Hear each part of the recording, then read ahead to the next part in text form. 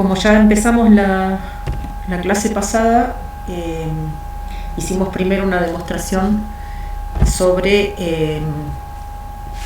que era anterior al teorema de Tales, que por supuesto tiene que ver con la organización moderna de las ideas en matemática, pero históricamente lo primero que surge sobre proporcionalidad de segmentos es el teorema de Tales, solamente que a principios del siglo XX se descubrió que el teorema de Tales era dependiente de este axioma de continuidad que enunciamos hace un par de semanas ya. Entonces, en esa reorganización que sufre la matemática para poder fundamentarla desde las bases en cuanto a los sistemas axiomáticos, resulta que es más fácil demostrar primero que el teorema que vimos, que es que la proyección paralela preserva las abscisas, que lo que nos estaba diciendo era que dos sistemas de abscisas que se correspondían en un sistema de rectas paralelas cortadas por una transversal iban a mantener la imagen en cada uno de los sistemas de abscisas por esa F que nos garantiza el axioma de continuidad mediante el sistema de abscisas. Iban a corresponderse el mismo número real para cualquiera de las dos rectas que estuviéramos midiendo, pero el truco está en que en cada una de las rectas estamos midiendo con distintas unidades prácticamente, ¿no? Entonces ese teorema es bastante más complicado también de entenderlo. El axioma de continuidad no es fácil de entender qué es lo que está funcionando ahí, pero resulta entonces el teorema de Tales como consecuencia de este teorema de que la proyección paralela preserva las abscisas, que es el que vimos la vez pasada. Entonces ahora vayamos a mirar que tenemos dos rectas M y N. Me estoy mirando la tablet.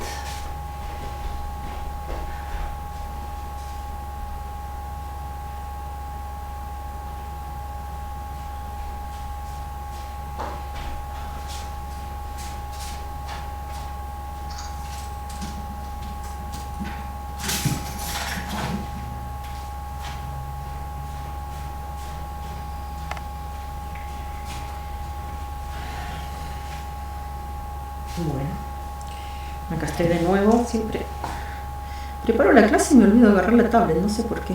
Soy un poco desastre en eso.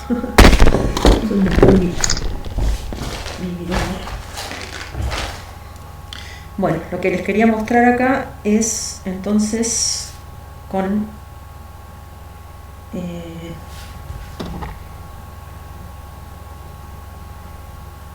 tratando de dibujar un poquito, ¿no?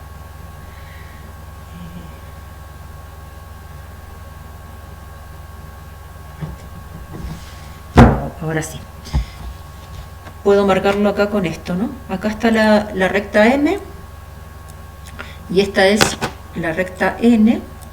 Entonces, la idea de la demostración es, bueno, si M y N son paralelas, que no es el caso del dibujito, lo que hay es más que teorema de Tales, hay congruencia. Entonces funciona todo, porque es cierto que si los segmentos son congruentes, cuando los hacemos el cociente de sus longitudes nos va a dar todo 1, así que funciona bien el teorema de Tales, que lo que dice es que la proporcionalidad entre este segmento y este segmento se mantiene cuando hago este segmento sobre este segmento. Entonces AB es ABC como A'B' es a B'C'. Lo que se hace para hacer la demostración en el caso de M y N secantes es trazar por el primero de los puntos una paralela a N que corté en el punto A, y entonces trabajamos con las rectas N1 y N, ¿sí? en lugar de trabajar con n, trabajamos con n1 para poder armar un sistema de abscisas que los dos tengan el mismo origen a, ¿sí? Como a es la intersección entre m y la paralela a n por a, entonces armamos los sistemas de abscisas ahí, y entonces sale, si en este sistema de abscisas medimos en u, lo que sale es que f de b es igual a g de b1, porque en este sistema de abscisas vamos a estar midiendo en b, ¿sí? Entonces, cuando hacemos f de b dividido g de b1, nos va a dar 1, porque ambas son iguales, y lo mismo, entonces lo que hay que mirar es esta consecuencia acá. Después hay que hacer un poquitito de trabajito también haciendo una diferencia, ¿no? A ver, acá ya tengo la tablet.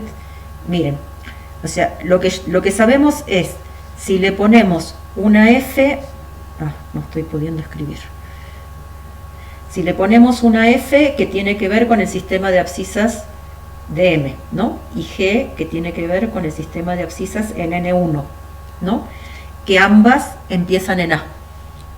Entonces, lo que sabemos es que f de b es igual a g de b1 por el corolario, el teorema que hicimos en la vez anterior.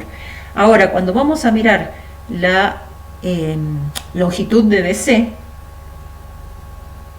que no empieza en a, esa hay que interpretarla como f de c menos f de a, menos f de b, ¿sí?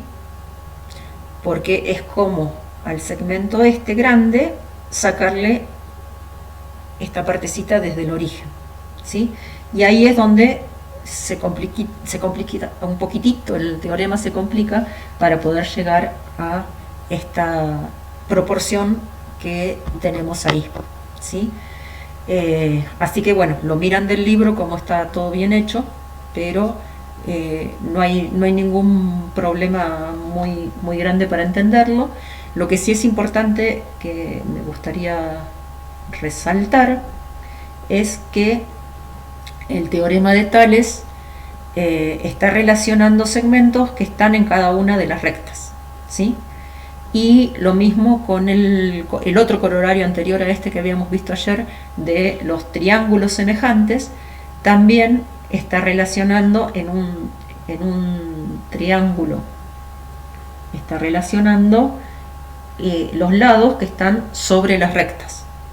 Pero todavía no tenemos los elementos para relacionar estos segmentos que vienen así, ¿sí?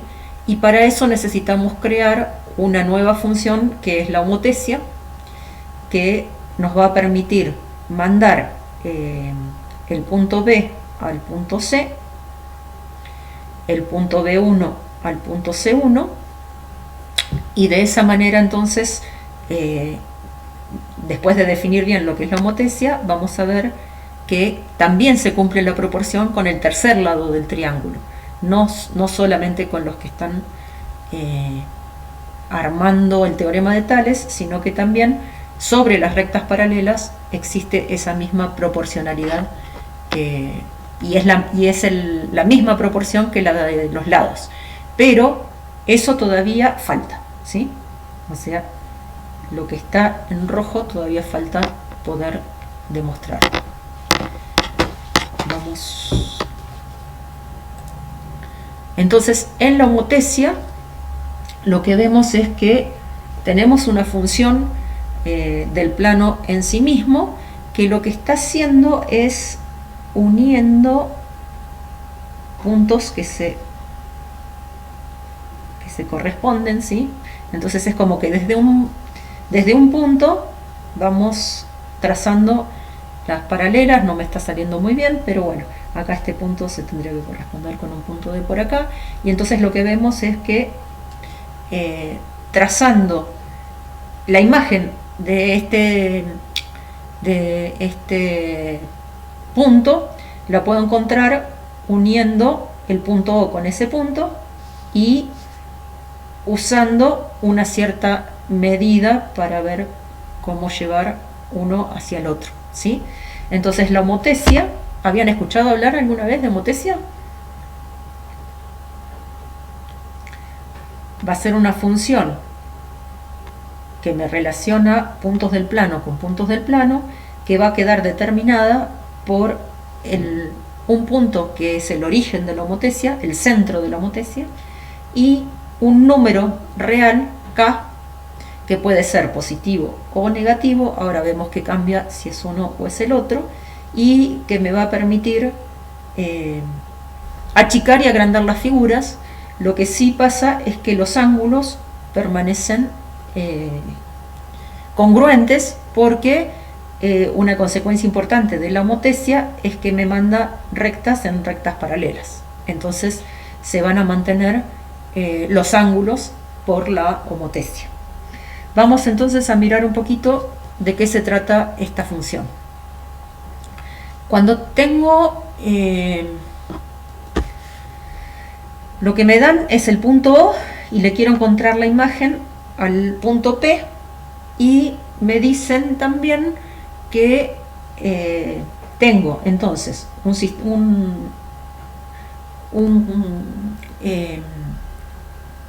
segmento unitario, ¿sí? Y la otra cosa que me dan, o sea, lo que me dan es O y K como datos de la homotesia.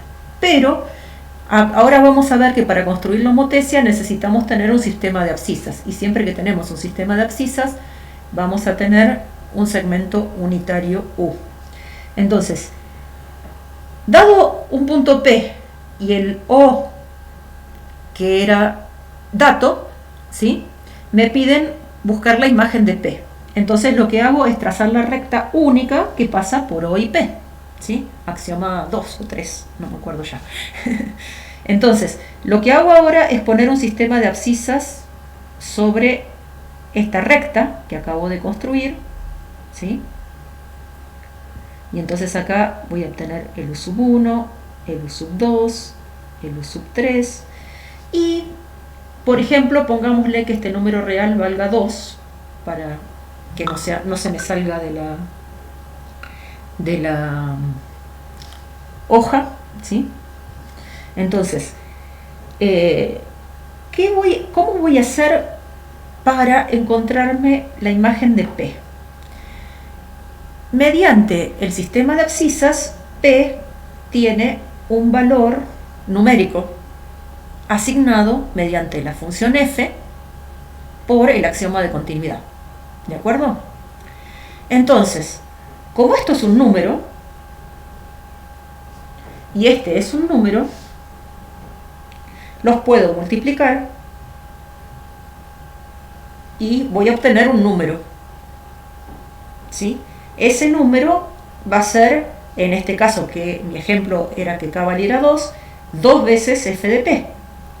Pero 2 veces f de p es un número que tiene una ubicación sobre la recta. Entonces puedo aplicarle f a la menos 1, ¿sí? Así que, ¿y a dónde va a ir a parar? Justo al doble de la distancia de donde estaba p. Entonces ahí va a estar p'. En la práctica lo que hice fue tomar el segmento P y duplicarlo para encontrar p', ¿sí? Pero a nivel teórico estoy haciendo todo este caminito. A P le encuentro su abscisa, a la abscisa la multiplico por K, y a ese valor resultado de multiplicar la abscisa por K lo vuelvo a traer a la recta. Esto es lo que estamos haciendo con esta función O, que está, por ahora es una función que nos va a ayudar a construir la homotesia. Todavía no es la homotesia, porque esta es una función que tiene dominio la recta OP e imagen la recta OP. ¿Qué hubiera pasado si K fuera negativo? Si K en vez de ser 2 hubiera sido menos 2, cuando hacemos esta cuenta acá, lo que nos damos cuenta es que tenemos que ir en nuestra recta numérica para el otro lado, ¿sí? Entonces, lo que me hace K positivo o K negativo es ver si P', o sea, a ver, voy a abrir una más. Lo que observamos es que si K es mayor que 0, P' pertenece a la semirrecta OP. Y si K es menor que 0, P' pertenece a la semirrecta que va para el otro lado, a la opuesta. Ay, perdón, no les cambié la hoja. Al P' va a O no P. ¿Podría ser que K fuera 0?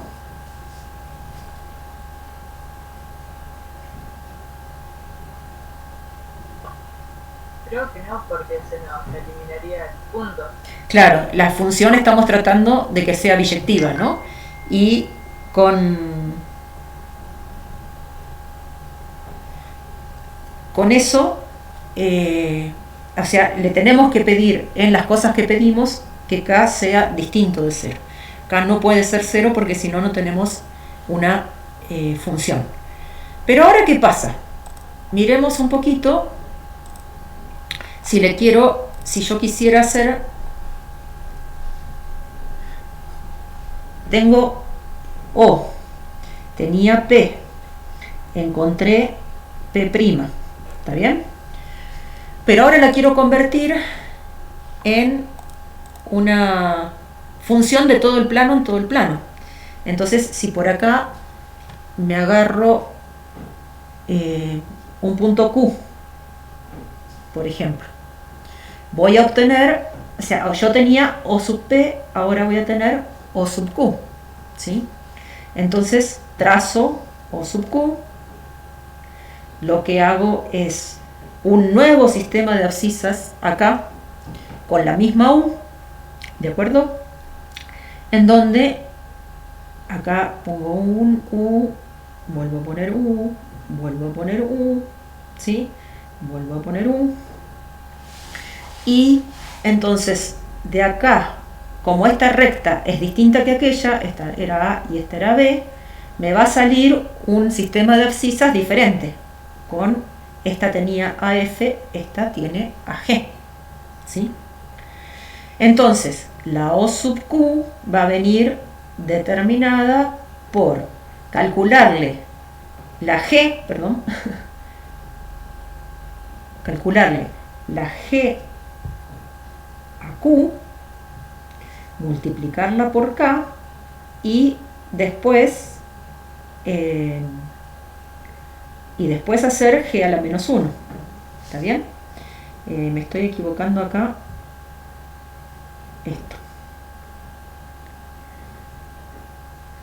O sea que la O sub Q sería la G que sale por el sistema de abscisas en B. Multiplicar por K, que es una función real, ¿no? Es multiplicar este número real que me había encontrado acá por el número K. Y después levantar ese número real para volver a venir a la recta. Eso me hace entonces en la práctica que este segmento Q se me duplique acá a OQ'. ¿Sí? Entonces, fíjense ahora que si trazo esta recta y trazo la de las imágenes, resultaron ser paralelas. ¿Sí? Todas estas cosas necesitamos demostrarlas porque, por empezar, si yo sobre esta recta usaba otra unidad que no fuera ese sistema de abscisas, por ejemplo, D, ¿sí? Depende de la unidad duplicar el segmento. O sea, si yo hubiera hecho todo lo mismo pero cambiando la unidad U por la unidad B, ¿a dónde iría a parar Q? Lo único que tengo que hacer es duplicar. ¿Sí? Entonces, justamente la ventaja de la proporcionalidad entre segmentos,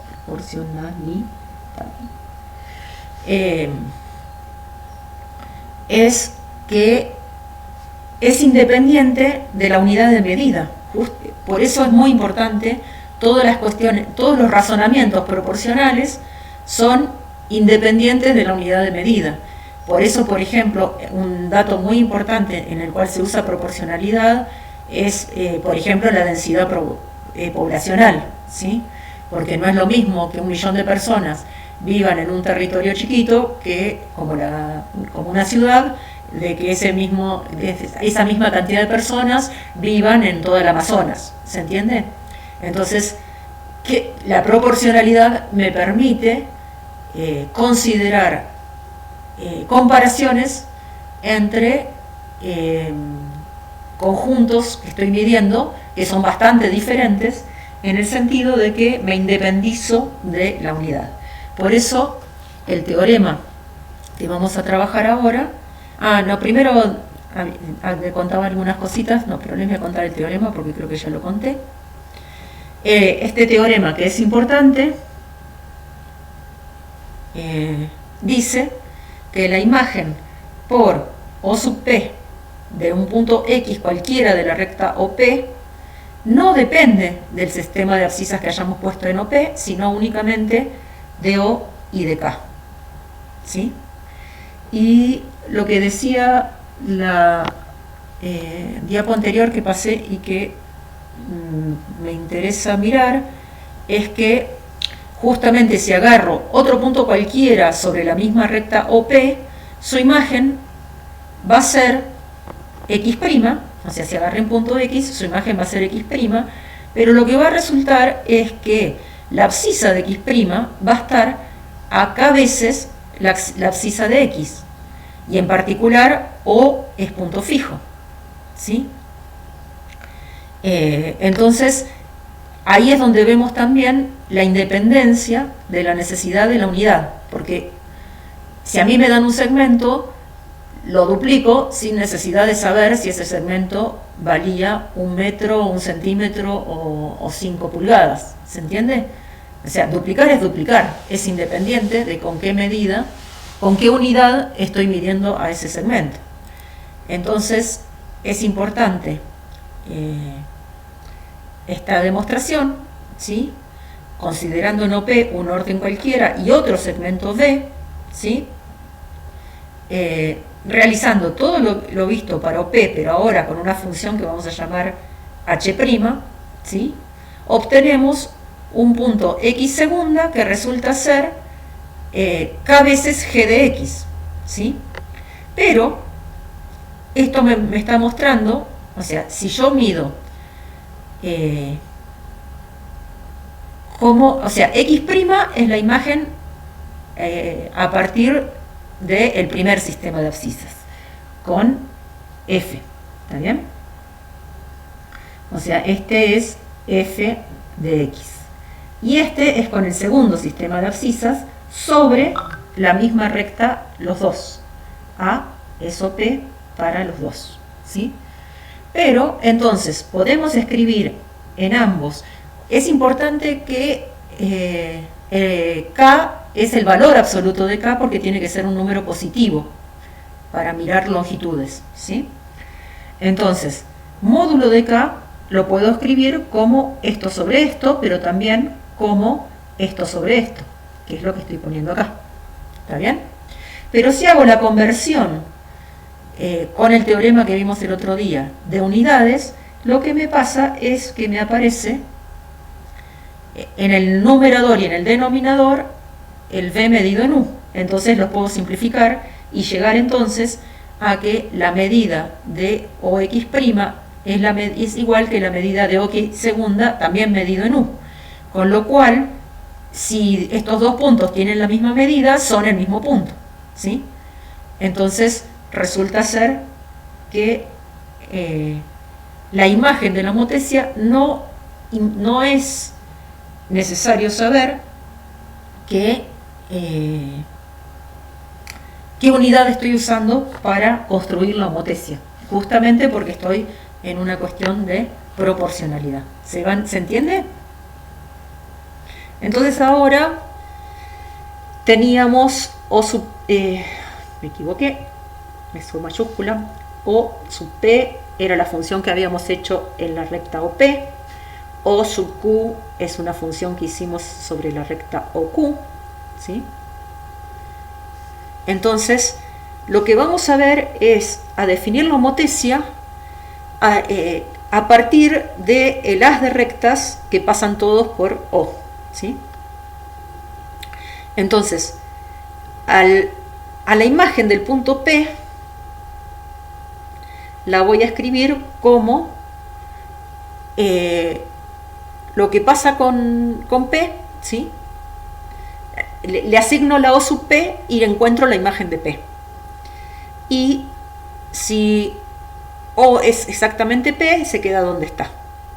Entonces, definir la homotesia es utilizar infinitas funciones O sub P para definirlo, ¿sí? Y estas infinitas funciones tienen que ver con que se puede hacer en matemática gracias a el axioma de elección y gracias a cosas muy complicadas desde el punto de vista teórico, ¿sí? Pero en la práctica la homotesia no es una cosa complicada de hacer, es una cosa complicada de definir, que eso pasa mucho con cuestiones muy simples en matemática, que son muy difíciles de poner en teoría, porque son tan fáciles de percibir que son muy difíciles de encontrar palabras para poder explicarlas, ¿sí? Entonces, tenemos qué propiedades tiene esta h que acabamos de definir. La función h, donde O es el centro y k es distinto de 0, eso es muy importante de decirlo y no está dicho acá, se llama homotesia de centro O y razón k. Si tenemos en cuenta que P' es la imagen por la homotesia de P, lo que podemos sacar como dato importante es que OP' es módulo de k veces la longitud de OP, y por lo tanto podemos pensar a la razón de la homotesia como el cociente entre la longitud de OP y la longitud de OP'. Está al revés, perdón, la prima tiene que estar arriba, ¿no? Porque este lo paso para abajo allá. Este está mal puesto, es al revés. Pero esto es lo que le da el nombre de razón al número real k. Cuando yo tengo P sobre Q y esto es igual a M sobre N, se dice que estos números P, Q, M y N están en proporción, y el número que nos da esto se llama razón de la proporción, ¿sí? Entonces, la proporción es la igualdad de dos razones. ¿Se acuerdan algo de todo eso? Ahora, vemos algunas cositas que tienen que ver con la homotesia. Si k vale 1, multiplicar por 1, no, acuérdense que la homotesia podíamos pensarla siempre como composición de la del sistema de abscisas, multiplicar por y encontrar la preimagen de esa abscisa, en donde se corresponde ese número, a qué lugar le corresponde en la recta, ¿sí? Entonces, si k vale 1, multiplicar por 1 no cambia nada. La razón de la homotesia con razón 1 es la identidad, ¿sí? Si k es distinto de 1, O es el único punto fijo de la homotesia. Si k es menos 1, se trata de una simetría central, y ese palito que quedó ahí es el cursor, no tiene nada que ver con la notación, quedó en un mal lugar. Si la razón es menos 1, se trata de una simetría central, porque se preservan las distancias al ser menos 1, pero se cambian de lado las cosas. La homotesia de centro O y razón k es una función biyectiva, ¿sí? Porque lo es a cada recta a la que O pertenece. O es imagen de sí mismo y solamente de él, y tiene inversa. La inversa de una homotesia es la homotesia de centro O y razón k menos 1. De manera que si compongo h o k con h o k a la menos 1, obtengo la identidad. ¿De acuerdo? Bien, estos teoremas los vemos solamente la idea acá y los tienen en el libro, y son cuestiones importantes que tienen que ver con homotesia. La imagen de una recta cualquiera por una homotesia es una recta paralela a ella, ¿sí? Y esto tiene que ver con el teorema de Tales, ¿sí? Porque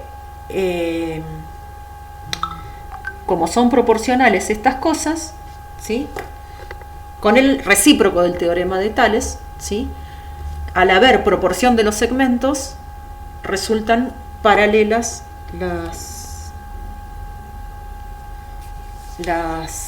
rectas, ¿sí? Entonces, y ahora, o sea, lo que está pasando también es que si yo pienso en la imagen de este punto X que va a X', ¿sí?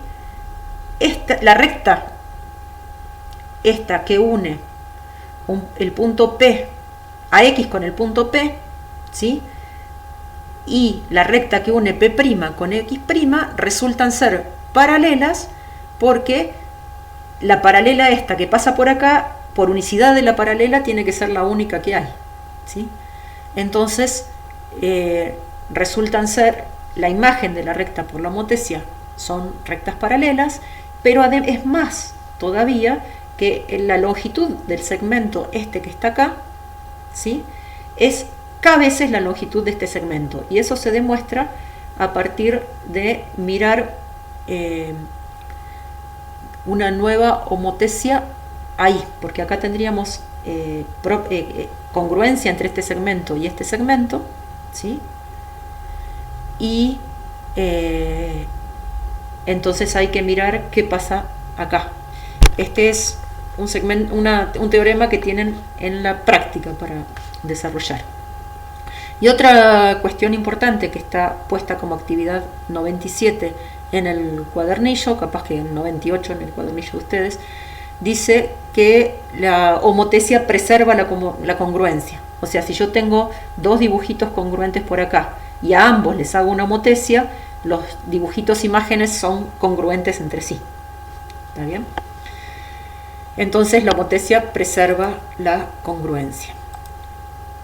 Bien, entonces, desde el punto de vista teórico, ya les quedan como ejercicios las cuestiones de homotesias, y lo que más me importa llegar es al tema de semejanza, ¿sí? Porque ustedes seguramente han venido trabajando con triángulos semejantes desde hace mucho tiempo, ¿sí? Y tenemos que poder dar una buena definición de semejanza. La semejanza es la composición de una homotesia con una transformación rígida, o al revés, de una transformación rígida seguida de una homotesia, ¿sí? Dos figuras que se corresponden por una semejanza se llaman semejantes. Entonces, la homotesia conserva ángulos y las transformaciones rígidas conservan ángulos. La homotesia no conserva longitudes, las transformaciones rígidas sí conservan longitudes. Entonces, ¿qué pasa con la semejanza? Conserva ángulos porque tanto la homotesia como las transformaciones rígidas conservan los ángulos, y las longitudes no se conservan, pero están en relación de proporcionalidad. O sea, segmentos semejantes se corresponden por la razón que brinda la homotesia, ¿sí? Entonces, tenemos dos triángulos que son semejantes cuando tienen todos sus ángulos congruentes y todos sus lados respectivamente proporcionales.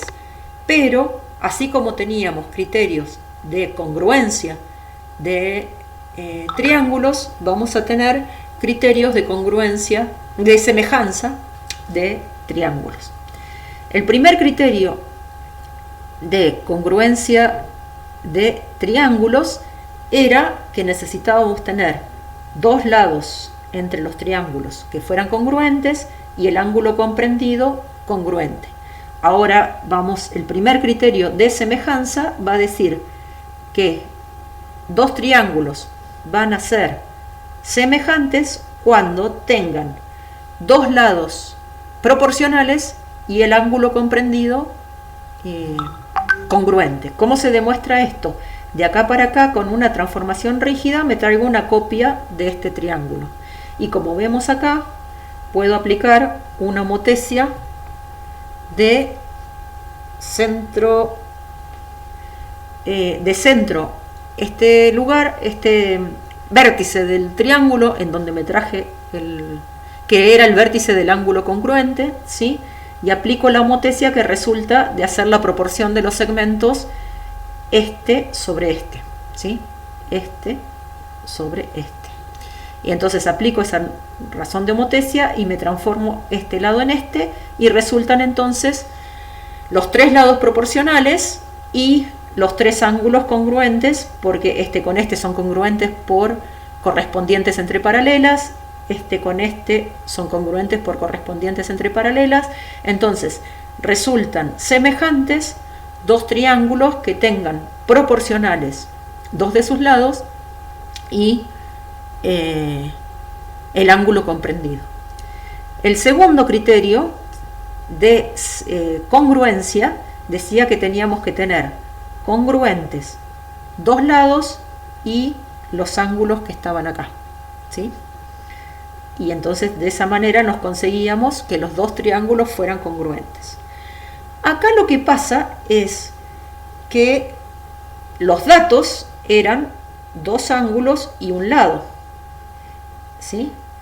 Y en proporcionalidad, si me dan un solo dato, no tengo proporcionalidad posible. Acá pude encontrar la razón de la homotecia porque hacía el segmento más grande dividido el segmento más chico, ¿de acuerdo?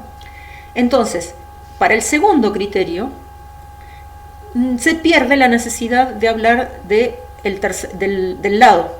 Necesito solamente tener dos ángulos congruentes, porque si tengo dos ángulos congruentes, el tercero sale de regalo por la suma de los 180 grados, ¿sí? Y resulta que todos los triángulos que tienen ángulos congruentes son semejantes entre sí. Entonces cualquiera de estos resulta congruente, resulta semejante mediante homotecia con este chiquito, pero este era congruente con este. Entonces este triángulo es congruente con cualquiera que tenga ángulos congruentes, dos ángulos congruentes con el primero. El tercer criterio de congruencia de triángulos era el que tenía los tres lados congruentes.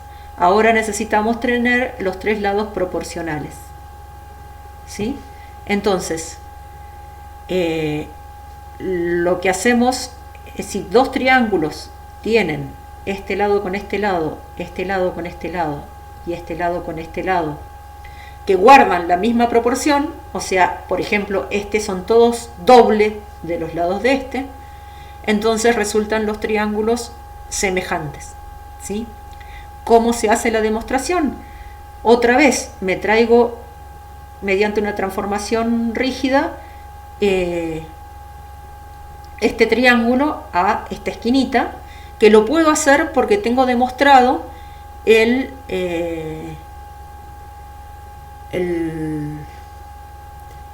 criterio de congruencia. O sea, si yo me traigo este triángulo a resultan congruentes, y después hago la homotecia de nuevo, ¿sí?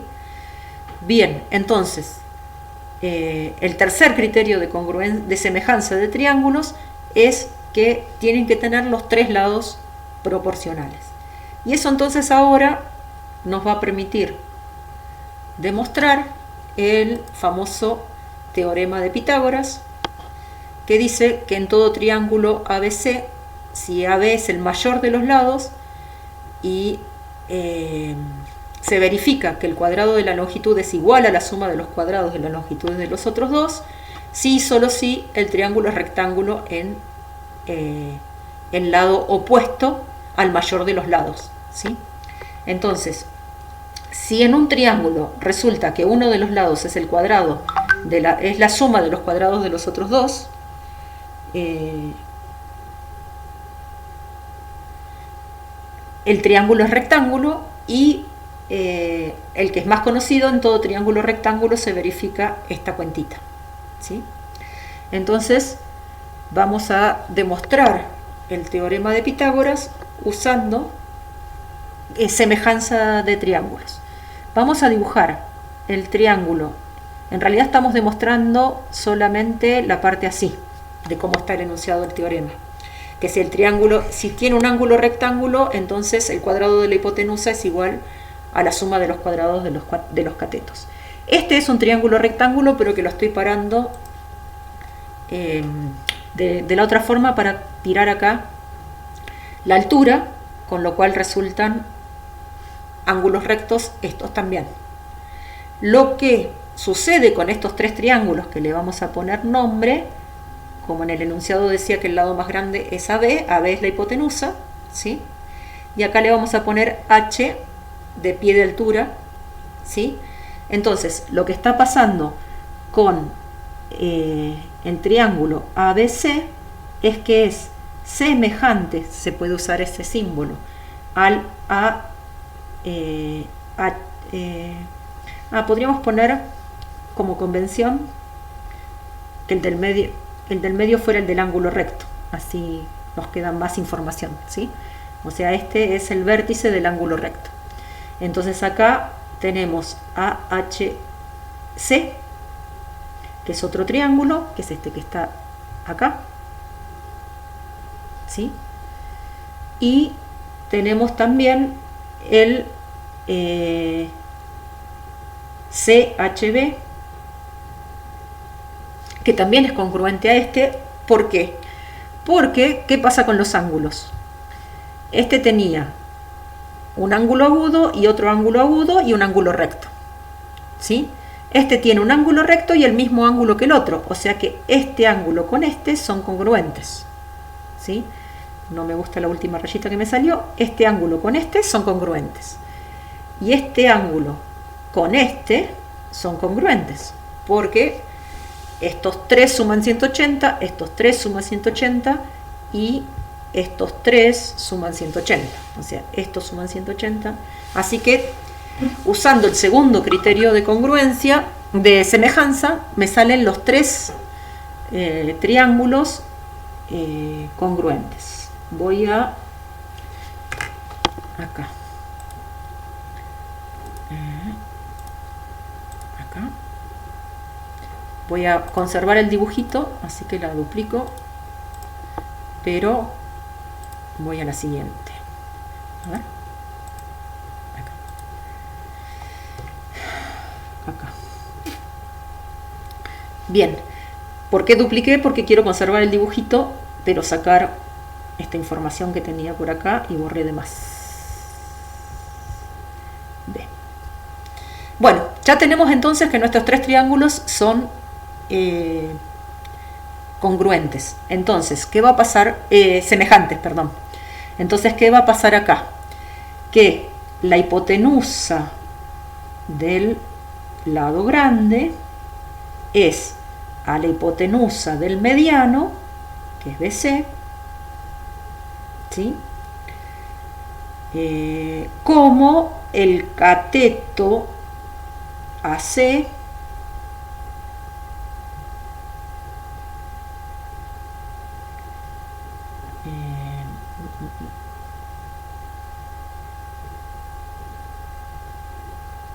no, me equivoqué acá, como el cateto BC, este de acá, es al cateto CA, porque ahora es cateto, este es cateto del mediano, hipotenusa del mediano, cateto del grande, ¿sí? Pero fíjense que aparece dos veces, entonces ahí es donde me va a aparecer la hipotenusa al cuadrado.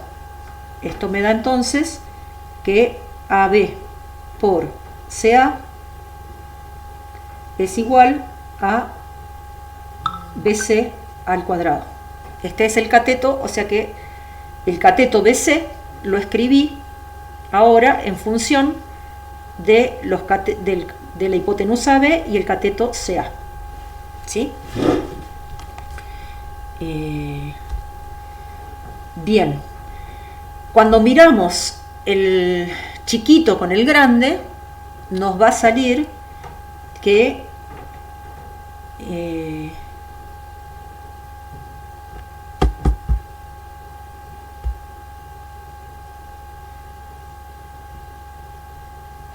el chiquito con el grande nos va a salir que AB es AC como AC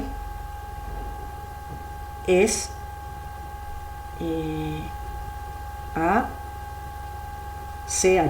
Ahí es donde me equivoqué en el otro, me parece. No me apareció ninguna H acá. A ver. AB es ABC como BC es AH. BC es AHB. Acá hice lío, perdón. Me parecía algo raro acá. Volvamos a mirar bien lo que hicimos antes. La hipotenusa del grande es al cateto BC como la hipotenusa de este es al cateto CH. Ahí hice lío, perdón, antes. Y ahora en el chiquitito tengo el cateto, la hipotenusa esta es al cateto este como la hipotenusa esta es al cateto este. Entonces ahí me sale, de acá me sale que AB por CH es igual me parece que está Marce queriendo entrar, admitir. Hola Marce. Hola. ¿Cómo va? Bien, bien.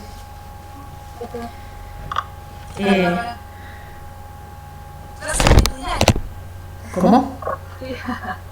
Clase multitudinaria, digo yo. Sí, pero estamos grabando, por eso seguí adelante. Así que termino con la... termino con esta. Me parece que nunca compartí la pantalla, siempre estuve trabajando espero que se grabe bien, porque ya veo que estoy haciendo un lío ahora.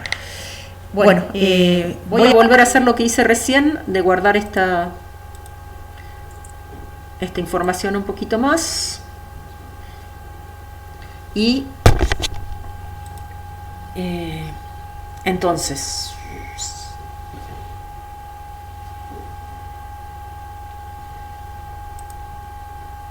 bien, recogemos entonces la información que estábamos teniendo.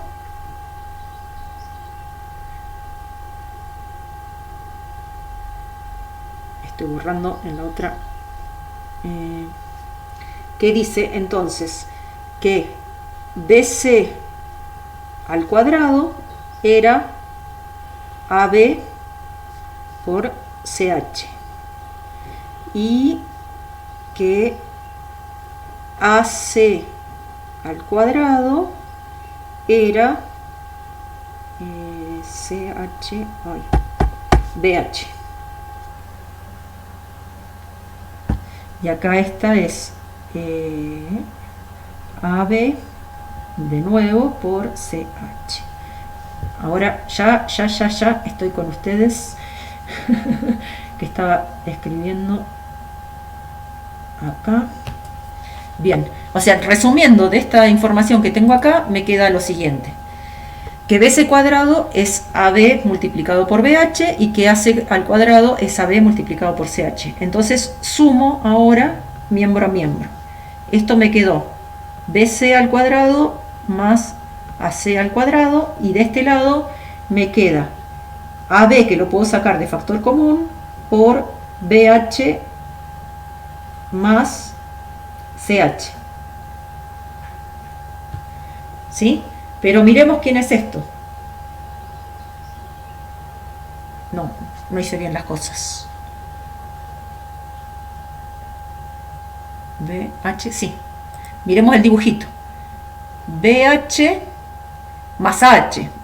Ahí es donde me venía haciendo un lío con... Este es AB, ¿sí?